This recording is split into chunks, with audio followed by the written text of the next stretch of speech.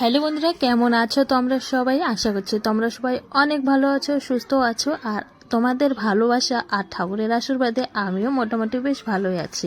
তাই চলে আসলাম তোমাদের সামনে একটা ছোট্ট মিনি ব্লগ নিয়ে। তো আশা করছি আমার এই ব্লগটি তোমাদের খুব খুব ভালো লাগবে। তো তোমরা সবাই প্লিজ আমার এই পুরো ব্লগটির সঙ্গে থেকো। এই যে দেখো কীর্তন হচ্ছে, তো মা আরতি করে দিল। এখন প্রথমে হবে গীতা পাঠ, তারপরেই হবে কীর্তন। আর এই অনুষ্ঠানটি হচ্ছে আমার বাপের বাড়িতে। আমিও চলে এসেছি, আমি বিকালের দিকে এসেছি। এই যে আমার বর এখন আসলো, এসে ওখানে বসে আছে আর আমি এই যে এদিকে। তো আমি বাইরে এদিকে কাজকর্ম সামলাচ্ছি। তারপরে আবারও অনেক কাজ আছে, এখনও পুরো মানুষ আসেনি, মানে অনেক মানুষই আসার বাকি আছে। তো মানে যারা গীতা পাঠ করবে তারাই এসেছে, পরে আবার কীর্তন হবে, ওই জন্য আরও আলাদা এক্সট্রা করে লোক আসবে কীর্তনের জন্য। তো এদিকে দেখো কত রাঁধুনি চলে এসেছে। এটা হচ্ছে কিন্তু একটা হচ্ছে মামি। এই যে দেখো মামি, দুটা বড়, একটা মামি মানে তিনটা মামি আছে, একটা বড় মা আছে। তো পটল ভাজা করতেছে। এটা হচ্ছে আমার মামি। দেখো কত সুন্দর, মানে বয়স হয়ে গেছে কিন্তু কাজের ক্ষেত্রে মনে হচ্ছে বয়সে হয়নি, একদম মেয়ে মানুষের মতো কাজ করতেছে কত সুন্দর করে। একজন এই যে চা বানালো, আর এই যে আমার মাও আজকে কাজে গেছে, ওই জন্য আমি তাড়াতাড়ি করে এসে একটু মানে বাড়ির কাজকর্ম করেছি। তো মা কাজে গেছে, কাজের থেকে সন্ধ্যার দিকে এসেছে, তার আগে আমি কিন্তু সব কাজ সামলে নিয়েছি। এদিকে দেখো কাঁঠাল, এই যে কাঁঠাল সবজি হবে।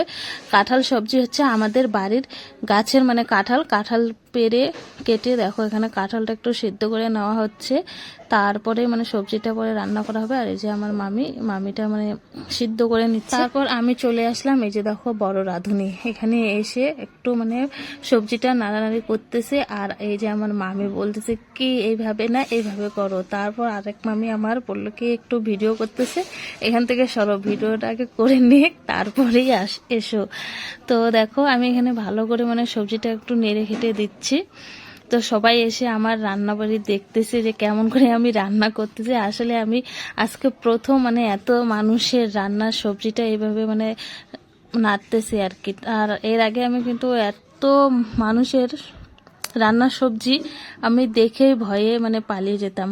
তো যেহেতু বাপের বাড়িতে খারাপ হলেও মানে সেরকম কেউ কিছু বলবেন না। তারপর আমার আরেক বড় মামি চলে আসলো, এটা হচ্ছে আমার ছোট মামি। আরেক মামি চলে এসে বললো দে তোর দ্বারাই হবে না, আমি সবজিটা রান্না করি।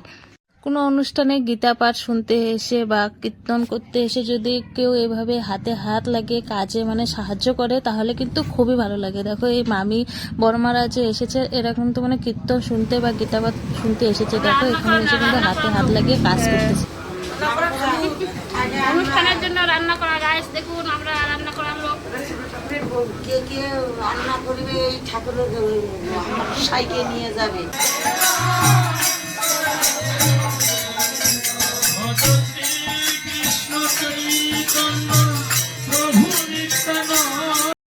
বন্ধুরা, আজকের এই ছোট্ট মিনি ব্লগটি এখানে শেষ করছি। দেখা হচ্ছে তোমাদের সঙ্গে পরের ব্লগে। তো তোমরা সবাই খুব ভালো থেকো, সুস্থ থেকো। আর আমার এই ছোট ছোট মিনি ব্লগগুলি যদি তোমাদের ভালো লেগে থাকে তো অবশ্যই চ্যানেলটিতে ফলো করে আমার পাশে থেকো। তো সবাইকে জানাই টাটা।